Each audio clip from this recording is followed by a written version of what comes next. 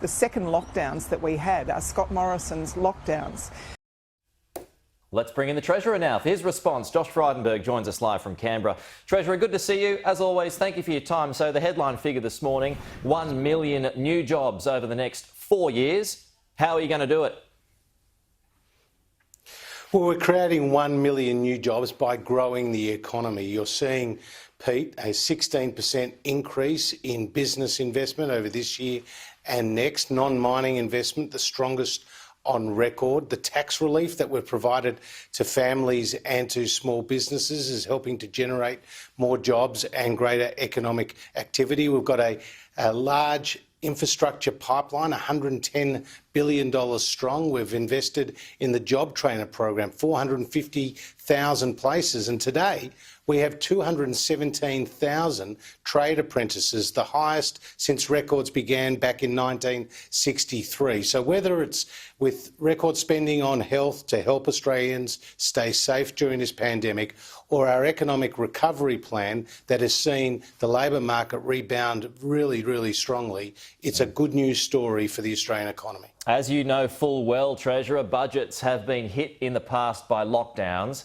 You can't guarantee they won't happen, can you, again, because that's out of your hands and with the Premiers, right?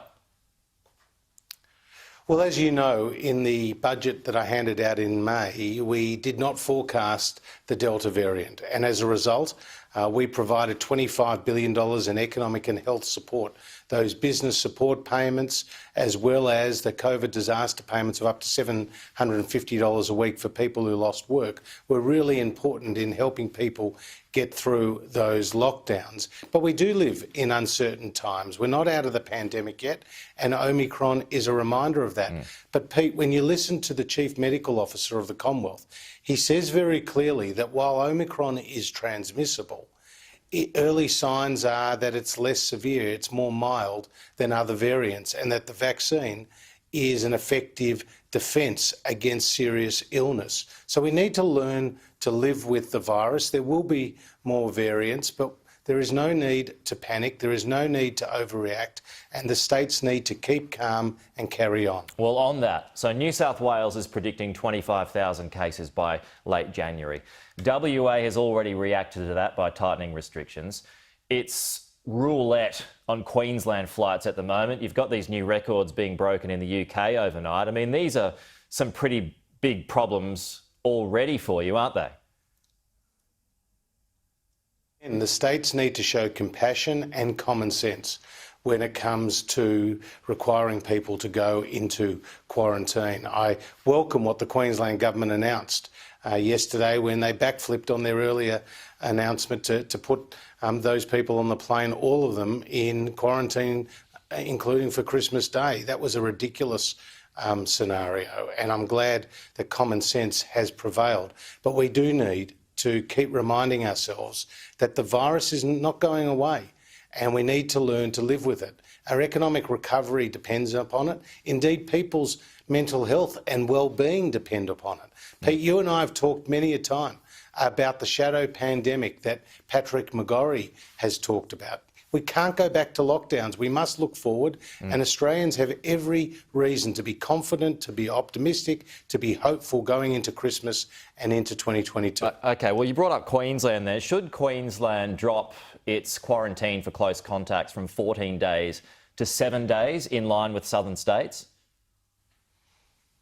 Well, again, Queensland has its own Chief Medical Officer, but I point to the words of the Commonwealth Chief Medical Officer, and indeed Sharon Lewin, the head of the Doherty Institute, and she's played a fundamentally important role in helping prepare the roadmap for all states and territories to come out of this crisis.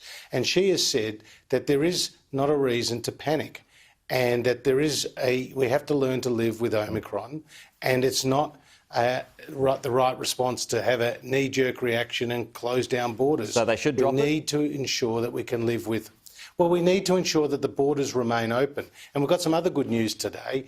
As you know, after the 2-week pause, those international students and those skilled workers from overseas are coming back and coming into our country. That will help meet some of the skills shortages. That will also provide welcome revenue to our universities with the students and, of course, boost greater economic activity right across the country. OK. Will you extend the low to middle income tax offset? Well, I know, Pete, you want me to rule in and rule out what may or may not be in the budget. The said that you're going to rule it out, that it's going to expire. Is that true? Look, I also heard Tanya Plibersek talking down the economy. I've got news for Tanya Plibersek. Even after the first recession in nearly 30 years, unemployment under the Liberal and National parties is lower than it was under the Labor and Greens coalition. That's a fact. Unemployment today is lower than it was under Labor. Labor keeps talking down the economy. I mean, don't they want Australians to get ahead? Don't they want to welcome the news of a strong economic recovery? Don't they want to welcome the news of the high vaccination rates? They're talking about the past. They're talking about the past. We're talking about the future. And when it comes to Tanya Plibersek talking about taxes, give me a break. This is the same person who said that Australians would be relaxed and comfortable with Labor's $387 billion of higher taxes when they knew the detail. I mean, Jim Chalmers said Labor, was proud and pleased of the retirees and the housing tax. And Chris Bowen said, if you don't like our taxes, don't vote for it. Well, the Australian people took them literally.